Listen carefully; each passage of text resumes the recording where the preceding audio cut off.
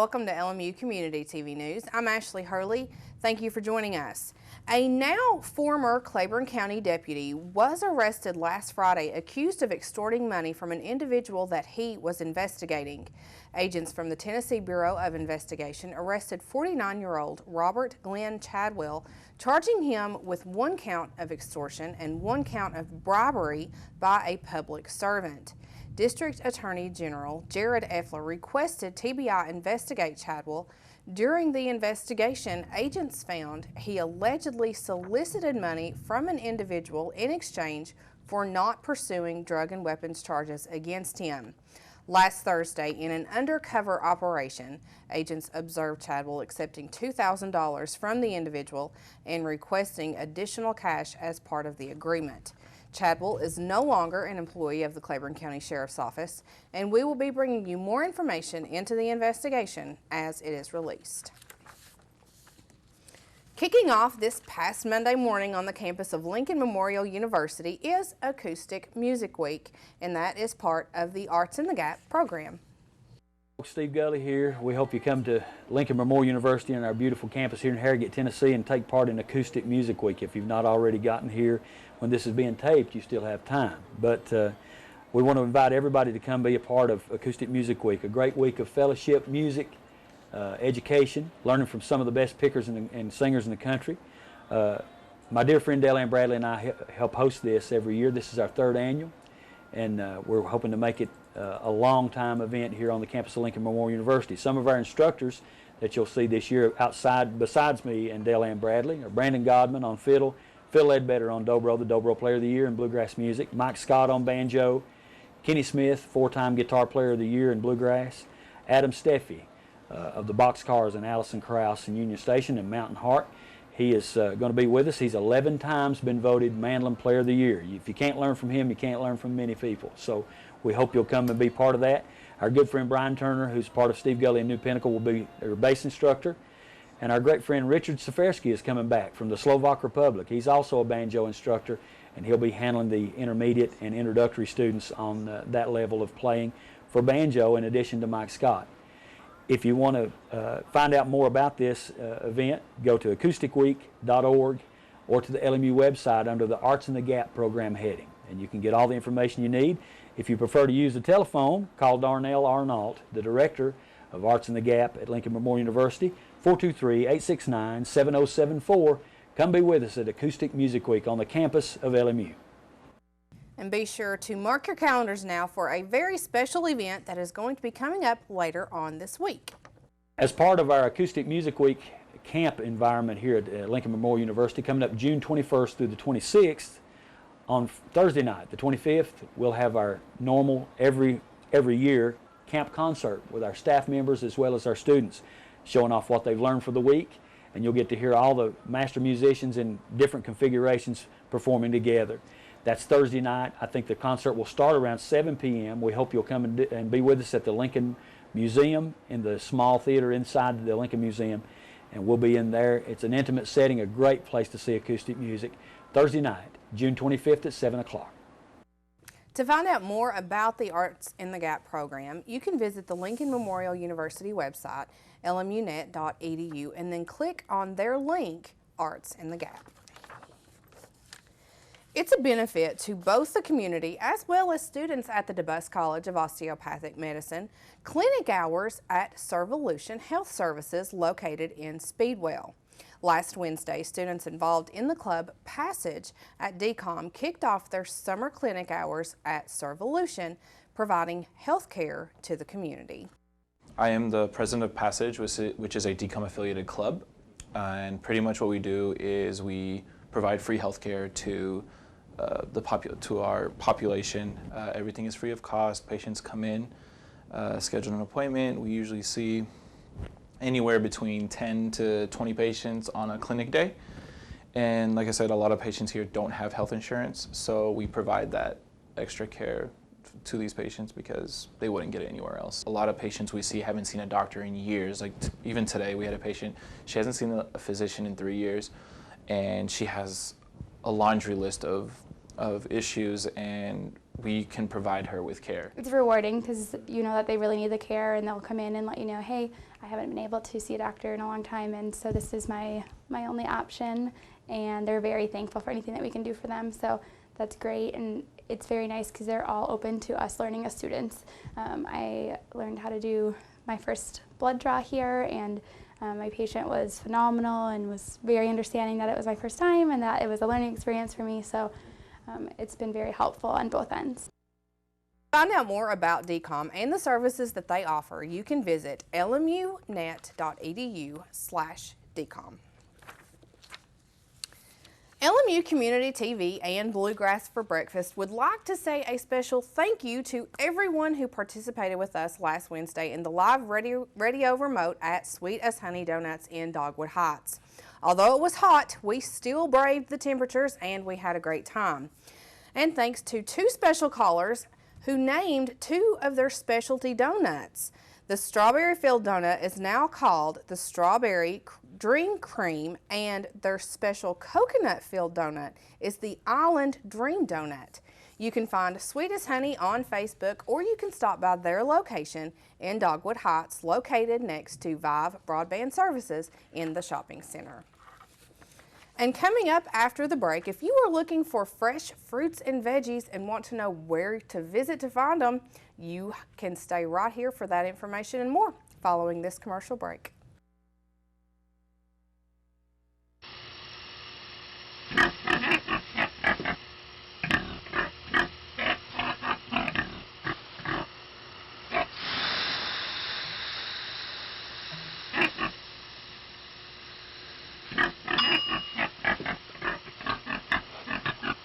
Cook foods to the right temperature using a food thermometer. 3,000 Americans will die from food poisoning this year. Keep your family safer. Check your steps at foodsafety.gov.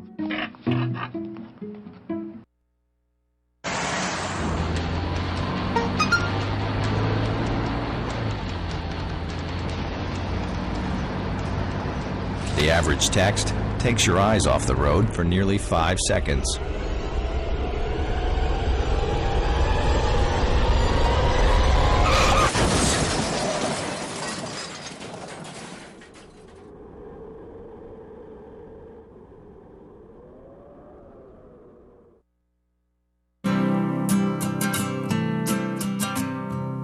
Every day across America, excess food is gathered by a network of good people at local food banks, giving hope to millions of children who struggle with hunger.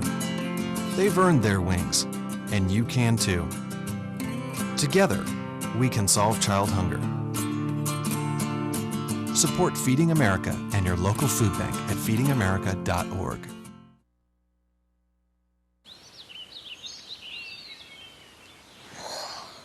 Oh, look, a redhead. Staring contest.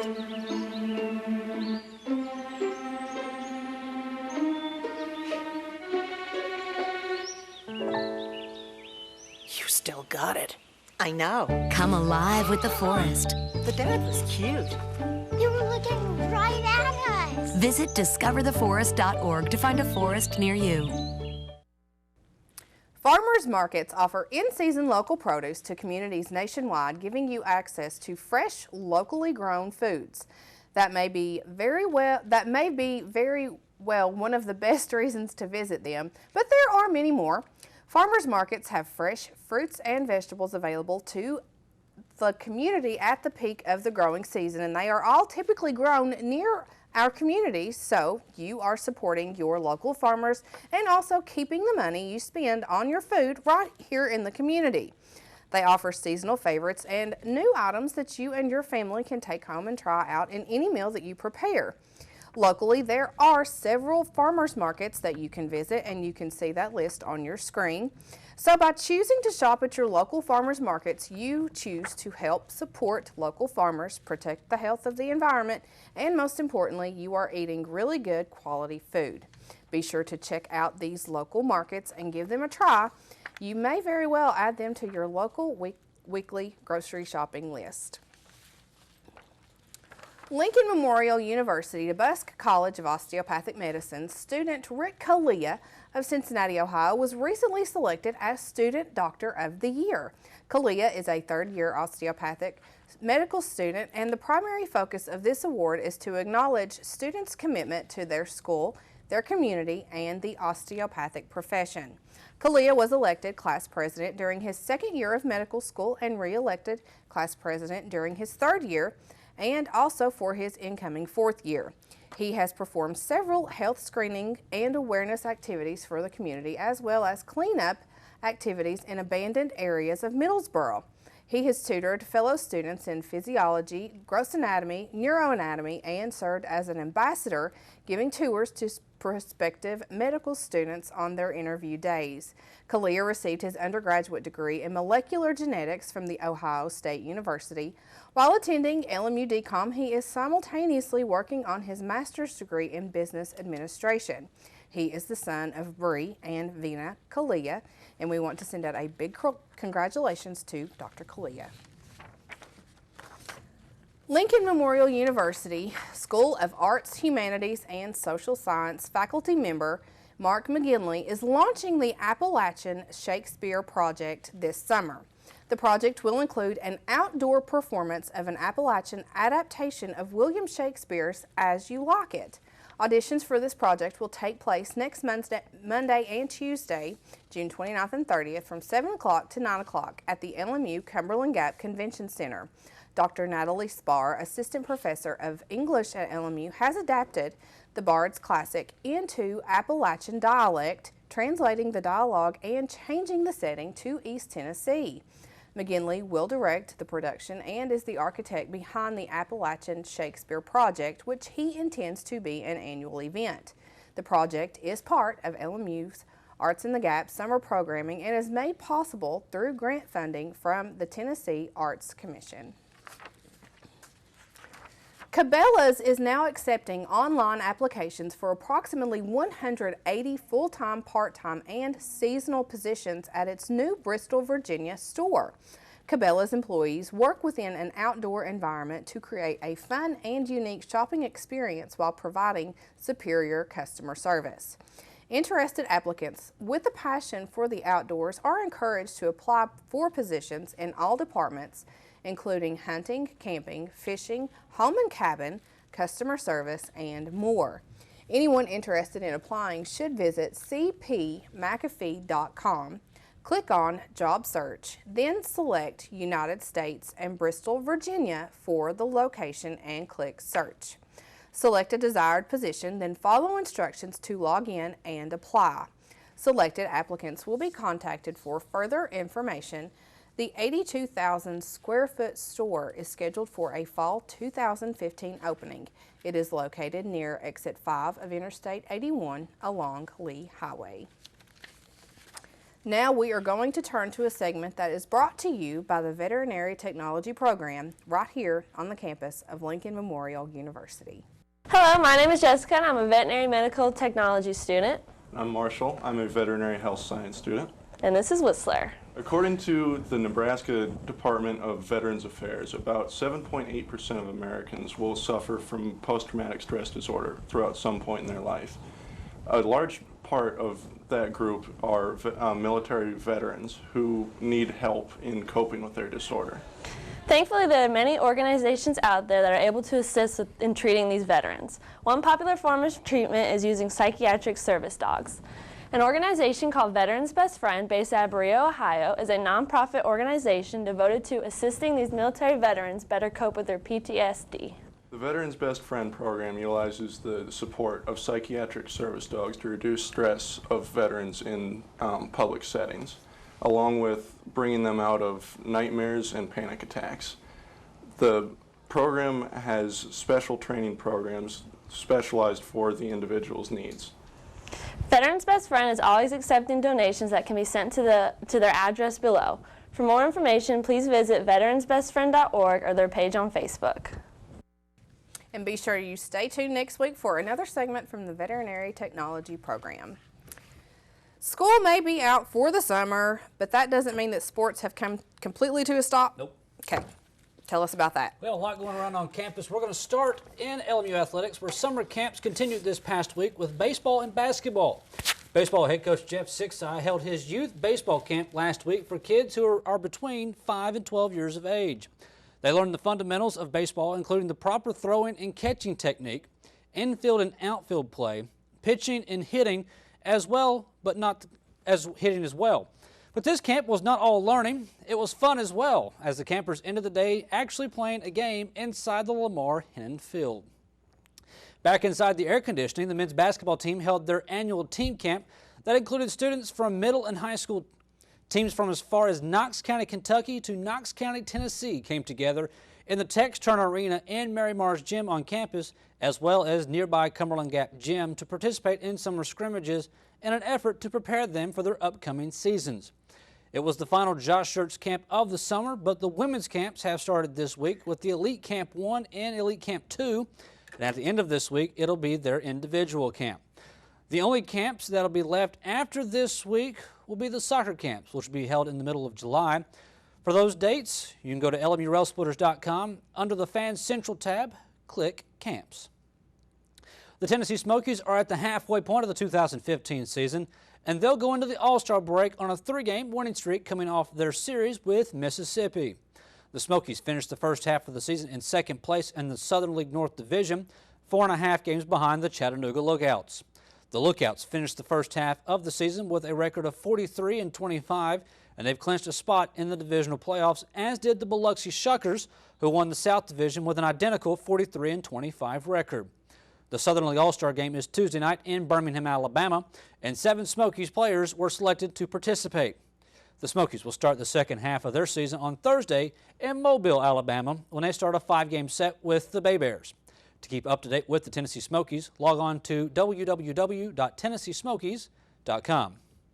Now, when we return, we'll take a look at the final installment of our summer blockbuster movie bracket, as well as this past week's box office numbers, right after this. Getting out of the military, I was missing this camaraderie. It's frustrating when you try and talk to people that don't understand.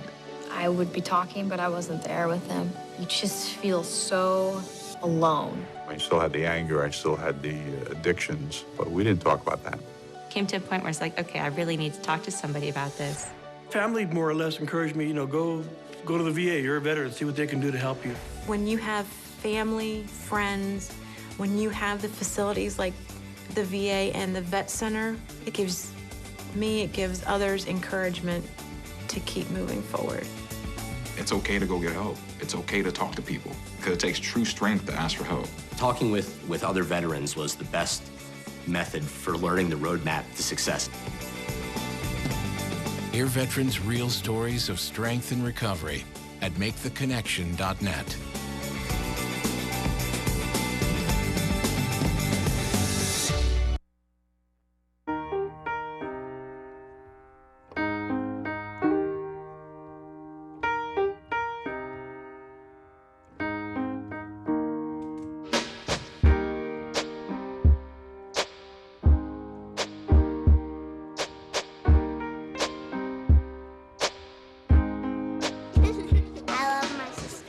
Heart doesn't see race. Love is love.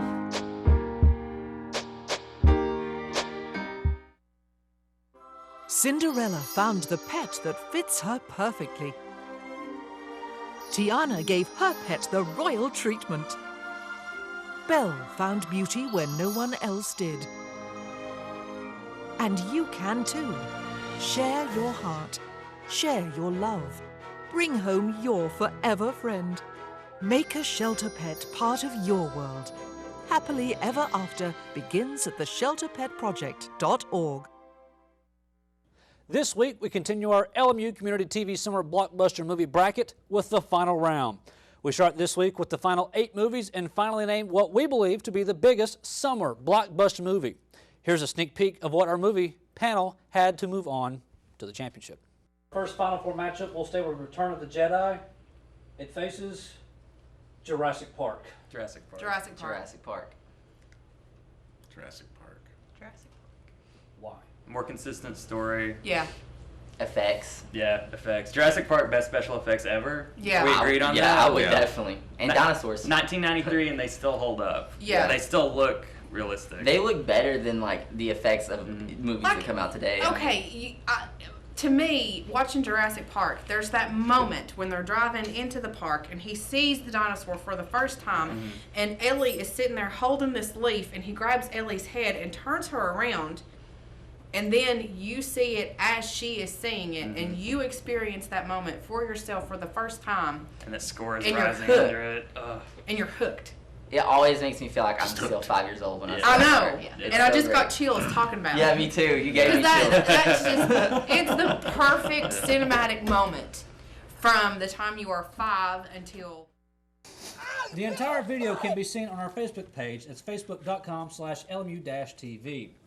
Now to see if Jurassic World is still taking a bite out of the box office or if Pixar turned the box office inside out, here's Joseph Lewis. Hello, I'm Joseph Lewis, bringing you all the latest information in the world of movies. Tops at the box office this weekend were dominated once again by the sci-fi adventure sequel Jurassic World, raking in an astonishing $102 million, added on to its now $400 million domestic gross. Jurassic World is also sweeping the worldwide box office, its total sitting at nearly $1 billion after only 2 weeks. At this rate, the film has already distinguished itself as one of the industry's biggest recent financial successes, accumulating profit even faster than juggernauts like Furious 7 and Avengers Age of Ultron. Falling surprisingly close behind at number 2 was Disney and Pixar's cerebral animated adventure Inside Out, closing the weekend with a sizable $91 million starting figure despite its prehistoric competition. And rounding out the top 3 was the Melissa McCarthy starring action comedy Spy, adding another $10 million to its now $74 million domestic gross. This weekend's other newcomer, the gritty coming-of-age dramedy Dope, totaled only $6 million and was mostly lost in the shuffle, though the universal acclaim it's received guarantees the film's release will carry far over the next few weeks. Coming to theaters this weekend is Ted 2, Seth MacFarlane's follow-up to his smash comedy hit from 3 years ago. MacFarlane himself voices the irreverent teddy bear once again, and Mark Wahlberg returns as his man-child owner/partner in crime. This time around, Ted and his girlfriend Tammy attempt to have a child, but first, in order to obtain custody, it's up to Ted to prove in court that he qualifies as human. Ted 2 opens nationwide this Friday, June 26th. Also opening this weekend is Max, the latest film from Remember the Titans director Boaz Yakin, in which a military dog named Max returns from the Middle East and is adopted by the family of his fallen handler. Together, they forge an important bond while learning to cope with their mutual loss. Thomas Hayden Church, Robbie Amell, and Lauren Graham co-star, and Max can be seen in theaters starting this Friday, June 26th. In review this week is Jurassic World, and given its rampant box office success, it's encouraging that the film is not only a worthy and reverent sequel to a modern classic, but also carries the odd distinction of being one of the best fourth installments in a franchise in movie history. Essentially ignoring the events of The Lost World and Jurassic Park 3, the new film picks up exactly 22 years after Spielberg's original, centering around a fully functional dinosaur theme park located on Isla Nublar. Bryce Dallas Howard stars as the park's operations manager, Claire Deering, a by-the-book careerist tasked with looking after her nephews as their parents finalize their divorce. The two brothers are left to their own devices as Claire is whisked away to deal with the escape of the Indominus Rex, a monstrous, genetically modified dinosaur cobbled together from multiple predatory species. Enter Chris Pratt as Owen Grady, a pragmatic, hands-on dinosaur trainer who spends his days at the park building a close and personal relationship with his team of 4 still untamed velociraptors.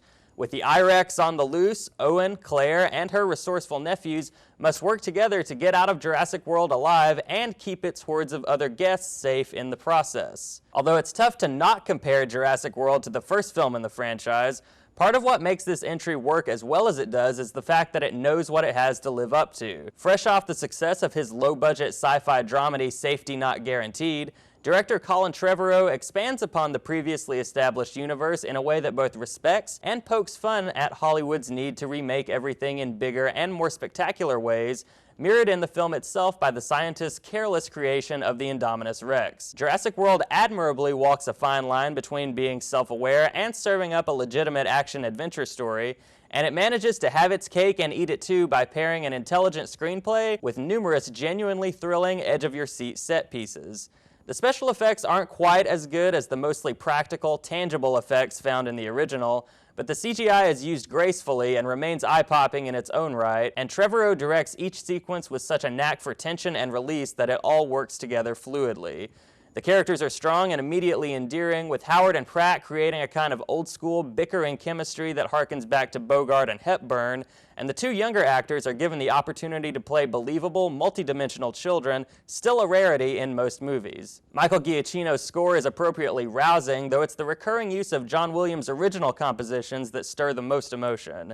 It's a magical moment when the audience sees Jurassic World for the first time, and from its suspenseful opening to its crazy, fist-pump-worthy climax, that grandiose sense of spectacle is palpable throughout the entire film. That's all for this week in the world of movies. I'm Joseph Lewis. She couldn't wait. She had imagined the day for as long as she could remember. The anticipation had been building. The shopping, the dress, the jewelry. Celebrating with her friends would be the sign that they had finally made it. Only, she didn't make it.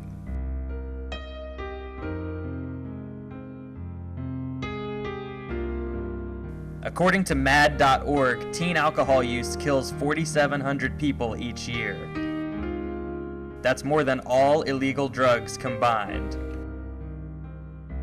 Car crashes are the leading cause of death for teens, and about a quarter of those crashes involve an underage drinker. Don't add to these statistics.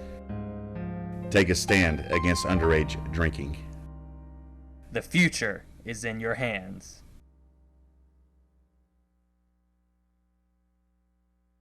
One. Two. Me.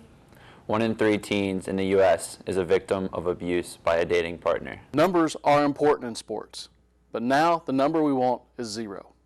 0 victims, 0 offenders, no more. We make up a larger team, Abe's team. We're asking you to join Abe's team and be a part of No More. So maybe you're wondering, what does it take to be on Abe's team? Active bystander efforts. Step in when you see someone needs help. Ask what you can do. Believe victims. Extend your support. Act better everywhere and expect your friends to do so too. Always be enthusiastic, especially in obtaining consent. Avoid belligerent egos who coerce, bully, or threaten. Alcohol brings error, and I will not leave a friend behind. Join Abe's team and say no more. Let's be #AbeHealthy. Lincoln once said, "When I do good, I feel good. When I do bad, I feel bad. And that is my religion." In the spirit of Lincoln, let us support one another to do good. Join Abe's team and be Abe healthy by participating in active bystander efforts.